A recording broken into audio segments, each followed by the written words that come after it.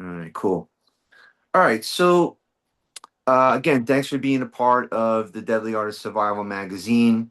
My name is Rob Shimonsky. I am the editor in chief of the magazine and also one of the lead writers. And our writing team, we like to seek out talent, people who are up and coming in the martial arts, but also people who are established, people who are making an impact. We don't just seek out people who are looking for attention. We seek out people who are role models and people who are doing good in the community and really trying to um, do really good things with their you know their followers and whatever they're doing in the martial arts is done with honor and dignity and all that. So um, you are somebody who I definitely thought would make a great addition to the magazine. You're not just somebody who's up and coming and doing great in the martial arts, but you're also somebody from the younger generation where many of us, including myself, we've been doing martial arts for a very long time. And you as well, because from writing your story, you started very, very young. Um, and although you started very young, you were very serious about it. And in the article we cover, from you starting out in the magazine at I believe the age of 3, martial arts at the age of 3, and then transitioning from Kaju Kembo to BJJ. This entire and how old are you now? I'm 19. Yeah. This whole time you've been immersed in the martial arts and not just doing it, but exceeding and becoming a world champion. So, again, thanks for being a part of our magazine and also a leader in the martial arts community. So, I have a set of questions. First, if you don't mind, if you want to just introduce yourself, your name, your rank, and a little bit about yourself. Yeah, so my name is Helena Crevar. I'm 19 years old, black belt under Professor John Danaher at Kingsway Jiu-Jitsu. I just last year on June 2nd, I earned my black belt. So I have been officially for 1 year a black belt. I've been training since I was 8 years old, so 11 years now. And some of my highest achievements. The number one pound for pound ranked female athlete, grappler in the world. Also number one at 145 and 155 pounds. And I hold multiple titles at Polaris, who's number one, um, a CGI champion, and also the youngest finalist at ADCC. Okay, cool. And that's just a sampling of your achievements because we went over your story and it's been it's been a great ride and it's still going. As of this past week, you were I believe doing Polaris, right? Yes, I defended that title for the third time now. We'll get into that question momentarily. We'll start a little bit from the past and we'll work our way through. But one question I always had, because I watch your matches, maybe something your fans might want to know, but whenever you come out and you're starting your match, you pace back and forth, and it looks intimidating. But I'm just curious: is it like nervous energy? Is it your ritual? What's that all about? Yeah, so it's like just like I guess building confidence into myself. Like whenever I'm about to go in a match, I never like to stand still and wait for the moment to come. I was like warming up maybe 20 minutes before, but whenever I start warming up, I never kind of stop until the match happens. There's some people that maybe warm up an hour or two before and they kind of stop like the last 10-15 minutes, they sit and rest.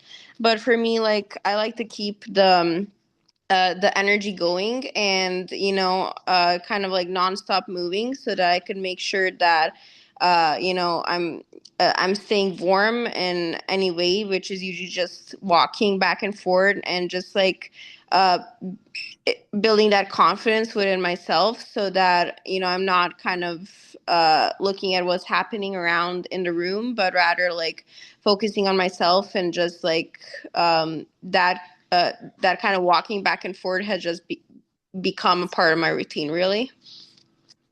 It's cool. It looks intimidating. Like you're getting ready to hunt. Yeah. And that's also like part of how it, like, I guess, builds confidence inside of myself Yeah, when it's just like walking back and forth. very cool. All right, so as far as and a lot of people think that you're an amazing submission grappler, specifically BJJ. But what were some of your learning experiences with Kaju Kembo? Because I studied it a little bit, and I'm aware of the art, and I know a lot of people who do it, but it's not a very well known art. Can you go into maybe a little bit of your history with that and a takeaway from maybe, what you got from studying that? Yeah, so it was like the first sport or martial art overall that I was introduced to when I was 3.5 years old.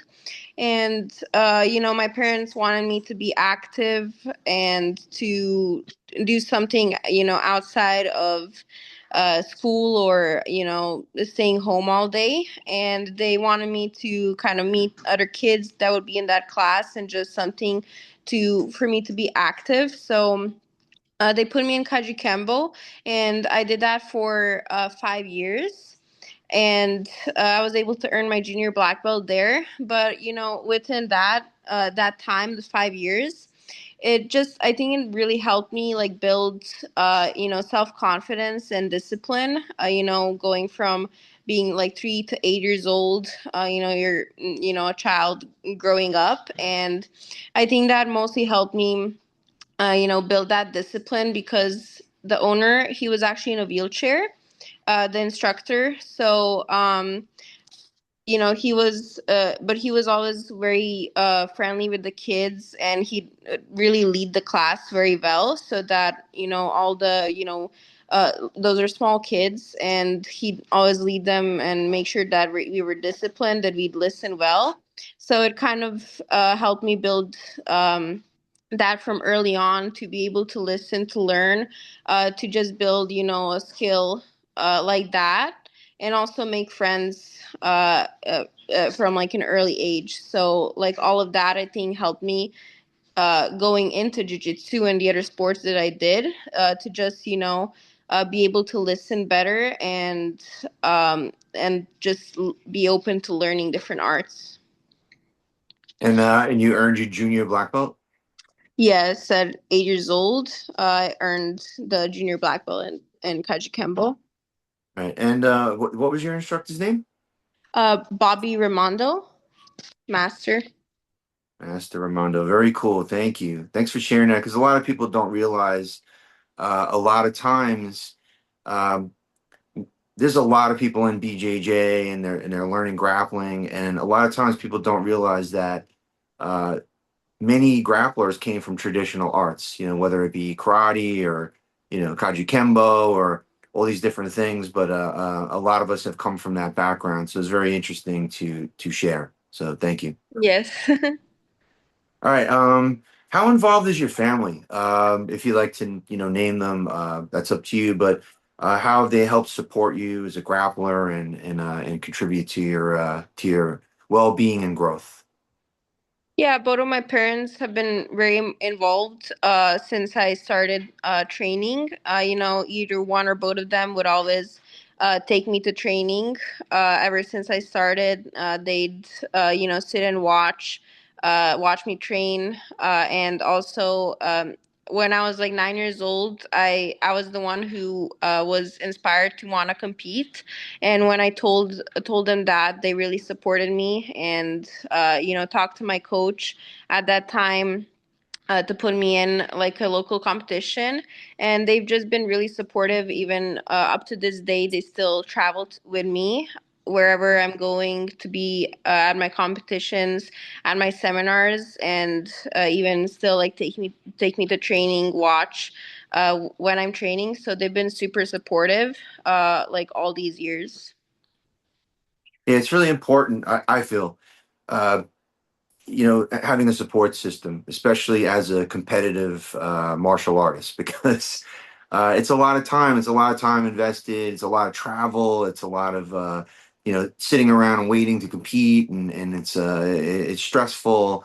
So sounds like you have a great support system, and I appreciate that because family is very important, and it sounds like you have a great one. Okay, next question.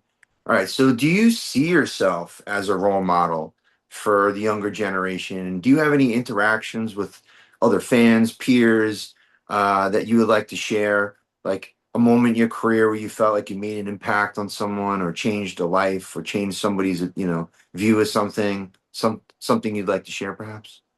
Yes, definitely. Like, I believe around age 12, 13 was when kind of my style became a little more distinct from the rest because, first, the hair, like I do the two pigtails. So, how me and my mom came up with that was really just because she didn't really know other hairstyles. So she asked me if I wanted one or two, a ponytail or two pigtails, and I said two. So it kind of just stuck with that, Good. and I just started competing with the two pigtails, and that kind of became really interesting to people. Like they started noticing me as like the girl that wore the two pigtails in competitions. And then also the second thing was the outfits when I started competing no gi.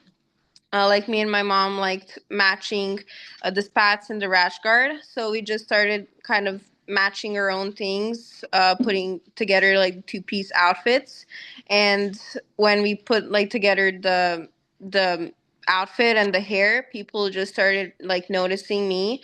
And I started noticing other girls also, like of all ages, girls and women, kind of doing the hair, doing the outfits, and now it's like become really like my style. And I have my own collection on the outfits that a lot of girls and women buy to also wear the matching sets with tatami fiber.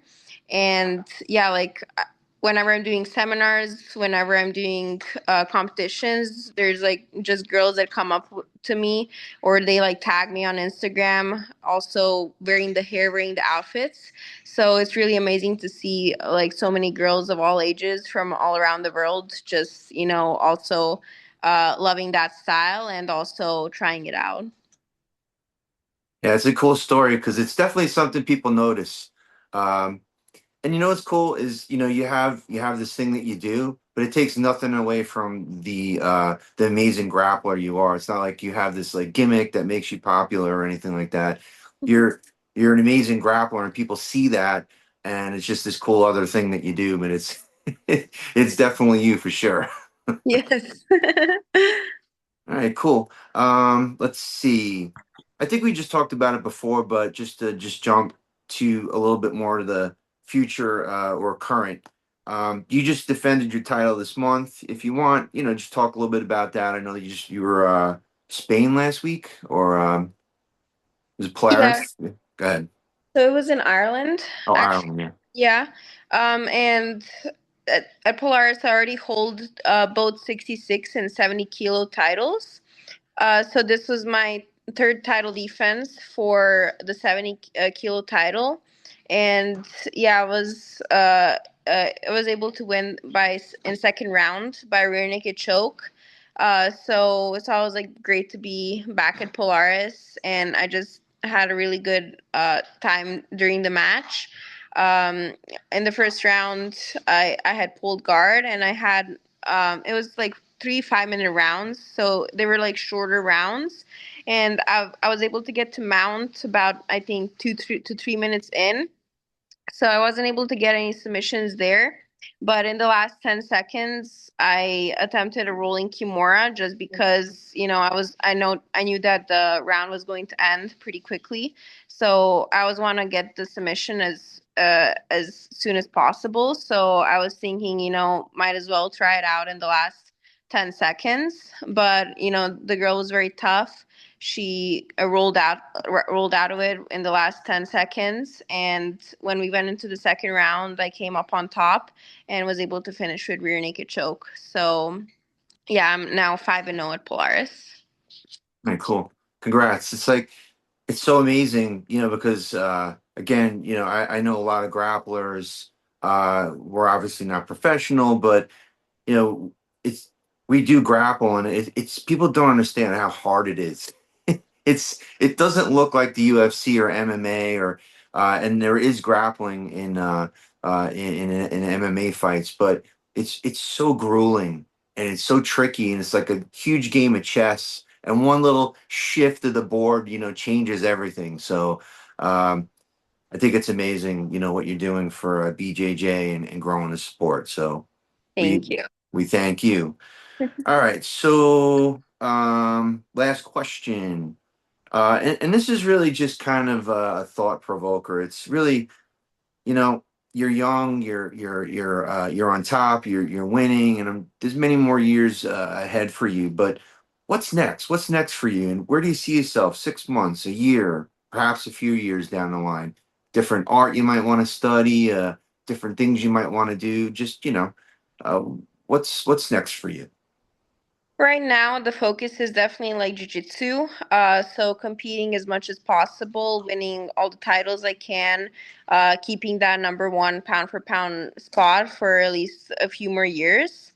Down the line, we'll see where it all goes. I usually take just a couple months at a time, a year at a time. But I just want to keep doing seminars, instructionals, and definitely those competitions. Maybe in the future, open my own gym, or maybe something else wherever the path is led to. But currently, just competing and doing those seminars and instructionals, kind of building my skills and my name still. Cool. Hey, that sounds like a great plan. And hopefully all that goes well for you, because if somebody deserves it, you definitely deserve it, because you work hard, you stand for the right things, and you're doing it right. So we're definitely behind you. So, all right, anything else you would like to add or talk about before we wrap it up? Yeah, I think that's pretty much it. I think we covered a lot of things. So, yeah. All right, cool. So again, Deadly Art of Survival magazine. Right now we just released we're finishing the 25th edition. We're about to release the 26th edition, and I have you scheduled and into the 27th edition. So another you know, probably about a month and a half, and we'll release that one. But definitely we'll stay in touch and keep updating the article until we print it with any new information. And again, we really appreciate having you. And again, we write about very important people in the industry. From people who have been doing it for 50 years, people who have been doing it for 10 years. But most important, people who are honorable, people who are doing the right thing, people who stand for the right thing, people who are good people. All right, so appreciate you. Thanks for joining, and thank you again. Yeah, thank you so much. And I love the idea of the magazine. So I'm really looking forward to seeing the finished product. All right, cool. Thank you. Thank you.